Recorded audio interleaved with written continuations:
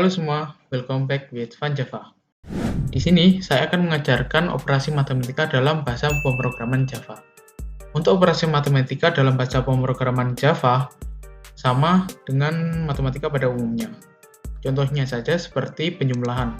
Untuk penjumlahan dilambangkan dengan plus, untuk pengurangan dilambangkan dengan minus, dan untuk perkalian dilambangkan dengan bintang, pembagian dilambangkan dengan slash, dan modulo dilambangkan dengan persen.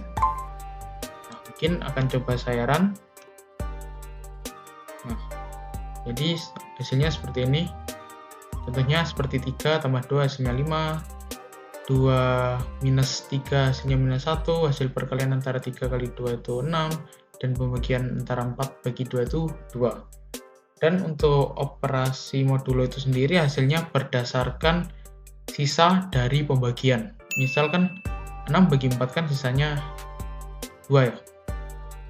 Jadi hasilnya di operasi modulo itu 2. Kalau misal ini saya ganti kayak 2 gini, nah maka hasil operasi modulonya adalah 0. Seperti ini. Nah, mungkin juga akan saya jelaskan sedikit. Ada beberapa hal yang mungkin tidak boleh kalian lakukan, contohnya seperti ini.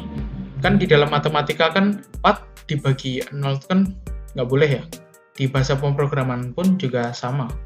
Jadi kalau kalian run, maka akan ada error seperti bawah ini. Lanjut. Nah, mungkin akan saya beritahu sedikit mungkin untuk penggunaannya. Bisa digunakan seperti ini, sama kayak matematika pada umumnya gitu. Dan di bawah ini bentuk matematikanya. Misal kayak A sama dengan 8, B sama dengan 2. Lalu di sini di dalam perhitungan ini, di variabel perhitungan itu terdapat operasi matematika A dikali A dikurangi dalam kurung A plus B dibagi 2. Jadi nanti perhitungan dari ini juga sama persis seperti matematika. Jadi 8 dikali 8 dikali dulu, terus yang di dalam kurung itu ditambahin dulu, habis itu dibagi dulu, baru dikurangi, dan hasilnya 59. Mungkin coba saya run untuk pembuktiannya. Nah, seperti ini. Oke, lanjut ke bagian augmented assignment. Nah, pada bagian augmented assignment ini, contohnya seperti ini, C plus sama dengan 10. Ini dinamakan augmented assignment. Untuk bentuk matematikanya tuh seperti ini, bentuk panjangnya, C sama dengan C plus 10. Kita run, hasilnya akan seperti ini, 30, 20, 200, 20. Jadi mungkin akan saya jelaskan sedikit. Pada bagian ini, C plus sama dengan 10, jadi 20 ditambah 10 itu hasilnya 30, maka di bagian outputnya akan keluar 30. Karena di sini dia membawa nilai 30 ya. Jadi pas di bagian ini C minus sama dengan 10. Jadi artinya 30 dikurangi 10.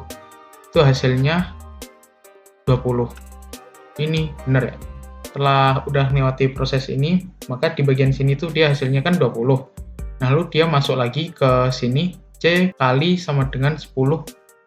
Maka 20 dikali 10, maka hasilnya di sini di outputnya entar 200. Dapat kalian lihat? Nah, setelah itu karena di sini itu hasilnya 200, dia masuk lagi ke sini, C bagi sama dengan 10. Jadi karena C-nya tadi nilainya 200 ya, jadi dibagi sama 10. Jadi dia balik lagi ke angka 20. Hasilnya 20 di bawah ini. Nah, setelah itu karena di outputnya ini, C ini kan bernilai 20 ya. Lalu masuk ke sini, C modulus sama dengan 10, maka di outputnya hasilnya adalah 0. Karena 20 dibagi 10 itu nggak ada sisa, jadi hasilnya 0. Gitu. Oke, kita lanjut ke bagian unary operator.